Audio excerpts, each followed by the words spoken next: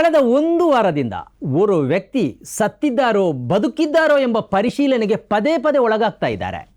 Social media ಅವರ ಬಗ್ಗೆ ಮಾತಾಡ್ತಾ ಇದೆ, ಟಿವಿ ಚಾನೆಲ್ಗಳು ಅವರ ಬಗ್ಗೆ ಮಾತಾಡ್ತಾ ಇದೆ.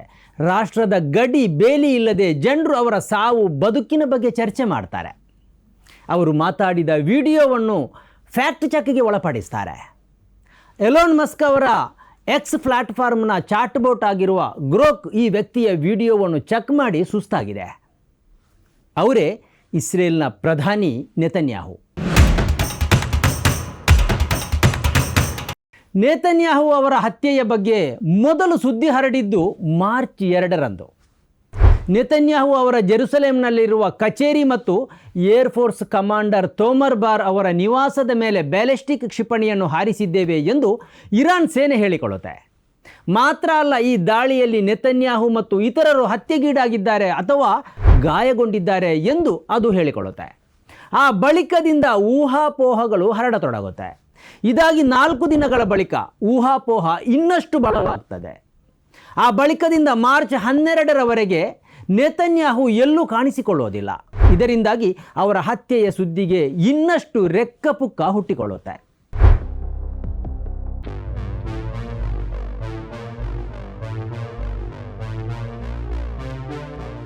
ಇದರ ಬೆನ್ನಿಗೆ ಮಾರ್ಚ್ 13ರಂದು ನೆತನ್ಯಾಹು ಅವರು ದೇಶವನ್ನು ಉದ್ದೇಶಿಸಿ ಮಾತಾಡುವ ವಿಡಿಯೋ ಬಿಡುಗಡೆಗೊಳ್ಳುತ್ತದೆ. להשמדת ישראל. הוא עשה זאת ב3 מישורים.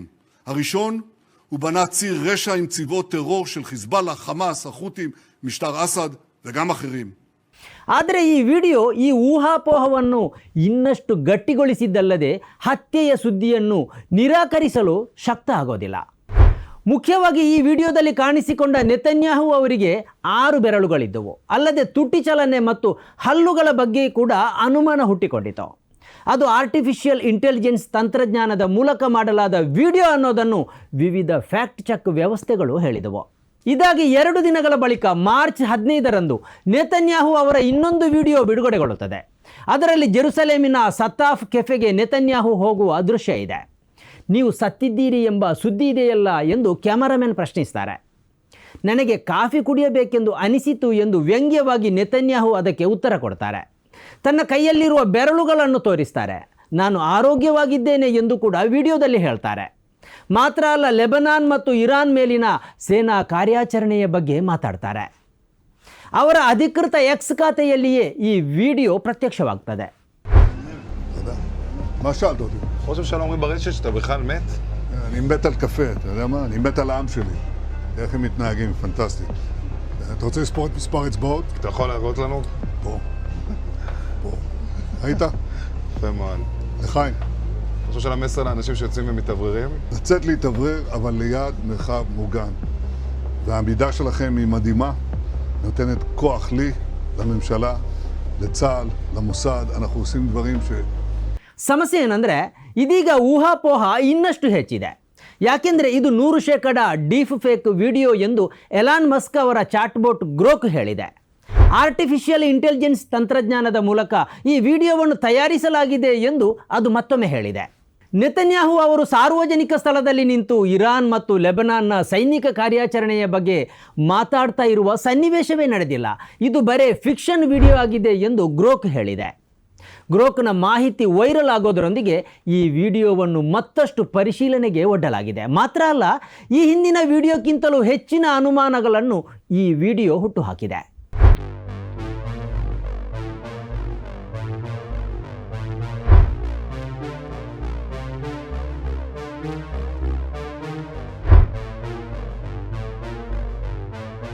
ತಾನು ಸತ್ತಿಲ್ಲ, ಬದುಕಿದ್ದೇನೆ ಎಂದು ನೆತನ್ಯಾಹು ಹೇಳುವ 2ನೇ ವಿಡಿಯೋದ ಬಗ್ಗೆ 3 ಪ್ರಶ್ನೆಗಳಿವೆ. 1. ನೆತನ್ಯಾಹು ಕಾಫಿ ಹೀರುವಾಗ ಕಪ್ಪಿನ ಒಳಗಿರುವ ಕಾಫಿಯಲ್ಲಿ ಯಾವುದೇ ಚಲನೆ ಆಗದಿರಲು ಕಾರಣ ಏನು? 2. ಆ ಕಾಫಿ ಅಂಗಡಿಯಲ್ಲಿರುವ ಕೆಲವು ವ್ಯಕ್ತಿಗಳ ರೂಪ ಅವ್ಯಕ್ತವಾಗಿರೋದಕ್ಕೆ, ಅಸ್ಪಷ್ಟ ಆಗಿರೋದಕ್ಕೆ? 3. ಕೆಳಗಡೆ ನೋಡುವಾಗ ನೆತನ್ಯಾಹು ಅವರ ಮುಖದ ರೂಪ ಬದಲಾಗುವುದೇಕೆ? ಸದ್ಯ ಇರಾನ್ ಸಂಘರ್ಷಕ್ಕಿಂತಲೂ ಹೆಚ್ಚು ನೆತನ್ಯಾಹು ಅವರ ಸಾವು ಬದುಕು ಕುತೂಹಲಕಾರಿಯಾಗಿ ಸಾಗ್ತಾ ಇದೆ. ಈ 2ನೇ ವಿಡಿಯೋ ಬಿಡುಗಡೆಗೊಂಡ ಬಳಿಕ ಪಶ್ಚಿಮ ಏಷ್ಯಾದಲ್ಲಿ ನೆತನ್ಯಾಹು ಅವರೇ ಪ್ರಮುಖ ಚರ್ಚಾ ಕೇಂದ್ರವಾಗಿದ್ದಾರೆ. ಇರಾನಿನ ಬ್ಯಾಲಿಸ್ಟಿಕ್ ಕ್ಷಿಪಣಿಗಳು ಮತ್ತು ಟ್ರಂಪ್ ಅವರ ಬೆದರಿಕೆಗಳೆಲ್ಲ ಬದಿಗೆ ಸರಿದಿವೆ. ಅಂತೂ ತಾನು ಜೀವಂತ ಇದ್ದೇನೆ ಎಂದು ಹೇಳೋದಕ್ಕೆ ನೆತನ್ಯಾಹು ಅವರ ಕಡೆಯಿಂದ ಎರಡೆರಡು ವಿಡಿಯೋಗಳು ಬಿಡುಗಡೆಗೊಂಡರೂ ಅವರಿಗೆ ತಾನು ಜೀವಂತ ಇದ್ದೇನೆ ಎಂಬುದನ್ನು ಸಾಬೀತುಪಡಿಸುವುದಕ್ಕೆ ಸಾಧ್ಯ ಆಗ್ತಾ ಇಲ್ಲ. ನಿಜಕ್ಕೂ ನೆತನ್ಯಾಹು ಜೀವಂತ ಇದ್ದಾರಾ ಎಂಬ ಅನುಮಾನ ಈಗ ಬಲಪಡೆಯತೊಡಗಿದೆ. ಅವರಿಲ್ಲ ಎಂದರೆ ಇಸ್ರೇಲಿನಲ್ಲಿ ನಾಗರಿಕ ದಂಗೆ ಏಳಬಹುದಾದ ಸಾಧ್ಯತೆ ಇದೆ. ಟ್ರಂಪ್ ಕೂಡ ಈ ಯುದ್ಧದಲ್ಲಿ ಹಿಡಿತ ಕಳೆದುಕೊಳ್ಳುವುದಕ್ಕೂ ಸಾಧ್ಯ ಇದೆ. ಮಾತ್ರ ಅಲ್ಲ, ಅಷ್ಟು ಅರಬ್ ರಾಷ್ಟ್ರಗಳು ಈ ಯುದ್ಧಕ್ಕೆ ವಿರುದ್ಧವಾಗಿ ಮತ್ತು ಇರಾನಿನ ಪರವಾಗಿ ನಿಲ್ಲುವ ಸಾಧ್ಯತೆ ಇದೆ. ಒಟ್ಟು ಯುದ್ಧದ ಚಿತ್ರಣವೇ ಬದಲಾಗಿ ಬಿಡುವ ಸಾಧ್ಯತೆಯೂ ಇದೆ. ಅತ್ತ ಲೆಬನಾನ್ನಿಂದ ಇಸ್ರೇಲ್ ಮೇಲೆ ದಾಳಿ ನಡೆಯಬಹುದು. ಗಾಜಾದ ಪ್ರತಿರೋಧ ಚಳವಳಿಯು ಇದ್ದಬದ್ದ ಶಕ್ತಿಯನ್ನು ಹೊಂದಿಸಿಕೊಂಡು ಇಸ್ರೇಲ್ನ ಮೇಲೆ ಮುಗಿಬೀಳಬಹುದು. ಈ ಹಿನ್ನೆಲೆಯಲ್ಲಿ ನೆತನ್ಯಾಹು ಅವರನ್ನು ಜೀವಂತ ಇದ್ದಾರೆ ಎಂದು ಬಿಂಬಿಸುವುದು ಇಸ್ರೇಲ್ನ ಪರಮ ಅಗತ್ಯ. ಆ ಕಾರಣಕ್ಕಾಗಿ ಈ ಎರಡು ವಿಡಿಯೋಗಳು ಬಿಡುಗಡೆಗೊಂಡಿವೆಯಾ ಎಂಬ ಊಹಾಪೋಹ ಹೆಚ್ಚಾಗ್ತಾ ಇದೆ.